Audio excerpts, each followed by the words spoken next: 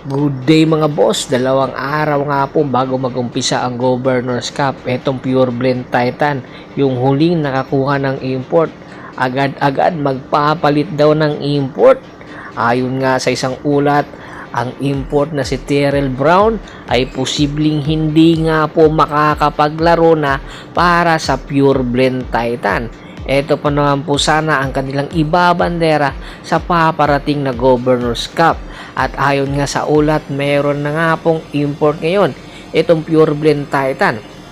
At alam nyo ba, 34 years old na po ito, na kung saan ang kanyang pangalan James Melton. Si James Melton, sa mga nakakikilala, sa mga naglalaro sa ligang labas, ang import na ito, pamilyar po kayo dahil dito ito ngayon sa Pilipinas naglalaro sa mga ligang labas. Opo, hindi po ito big timer, hindi rin po ito high profile na import. Kumbaga, marami ang nagsasabi na ang import nitong Pure Blend Titan ay pipitsugin lang. At ayon nga sa mga ulat, ang nasabing import, mayroon daw tinitingnan na posibilidad na 2 game lang at posibleng maibalik itong si Terrell Brown Sares or maghanap ng import itong Pure Blend Titan. Pero hindi pa naman po ito final dahil itong si Terrell Brown Suarez, ayon sa isang ulat, ay nagkakaproblema daw ngayon sa kanyang pamilya dahilan para hindi active ng Pure Blend. Pero hindi pa po ito opisyal, tanging ang Pure Blend Titan pa lang po ang makakasabi kung si Terrell Brown Suarez ay makababalik pa or mananatili sila dito kay James Melton. Si James Melton, 34 years old, na kung saan merong height na 6'8", ha? Panoorin po natin kung paano mai-approve po ito ng PBA Commissioner's Office, na kung saan ang limit po sa paparating na Governor's Cup ay 6'6" po ang height. Kaya ito ngayon yung mga questionable mga height import sa paparating na Governor's Cup. At hoping daw itong Pure Blend Titan na maganda ang ipapakita sa unang 2 game nitong Pure Blend Titan, itong si James Melton. Samantala, lipat tayo sa San Miguel Beermen. Ang San Miguel Beermen, matapos nga ang maagang exit sa Commissioner's Cup, itong si Coach Leo Austria, tinitingnan na ang posibleng balasahan sa kanyang roster. Ang kanyang roster nga ngayon ay karamihan dito ay mayroong mga edad na or mga veterano na.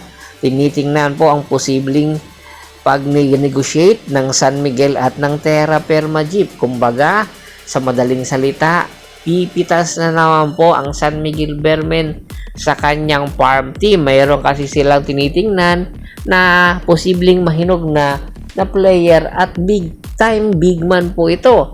Number 1 pick sa nakaraan PBA Annual Rookie Draft na 2025, at ito nga po ay si Gio Cho. Si Gio Cho nag-average po ng 7.6 per game at 5 to 10 rebounds. Ito yung kinakailangan ng San Miguel Beermen para sumuporta kay Junmar Fajardo. Itong si Gio Cho ay international experience ito, hindi po matatawaran dahil nakapaglaro po ito sa Gilas, Pilipinas sa ilalim ni Tab Baldwin. Ang kinakailangan lang nito, hubugin at syempre maging matured at tiyak. May makalalagyan ang import na ito dahil sa kanyang height. Ang kanyang height, 6'10", 25 years old.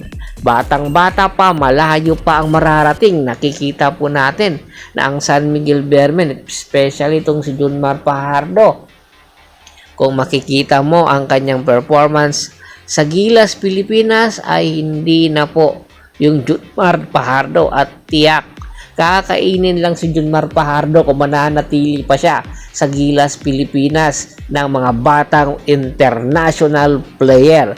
Kaya itong San Miguel, tinitingnan na rin ang future nila dahil unti-unti na po karamihan sa mga kupunan ng PBA ay pabata na ng pabata ang kanilang lineup. Kaya hoping dito ang San Miguel na makuha nila agad ito, pero hindi na magkakaproblema ang San Miguel sa pagkuha dito dahil alam naman natin, isang tawag lang ito ni Longhair, makukuha agad. Kaya anytime, ito ang posible magiging protege ni Junmar Fajardo at posibleng ma-improve pa sa ilalim ni Junmar Fajardo ang kanyang mga arsenal. Siyempre, yung athleticism nito, ito hindi matatawaran at shot blocking ability nito, malaki po ang may tutulong para sa San Miguel Beermen. Aabangan po natin yan. Ang tanong, sinong ibibigay? Napapabalita pong ibibigay dito ay si Muala Tautua kapalit nitong si Gio Cho. Bago pa man natin tapusin ang ating kwentuhan, shoutout muna tayo sa ating mga solid na followers na lagi pong sumusuporta sa atin.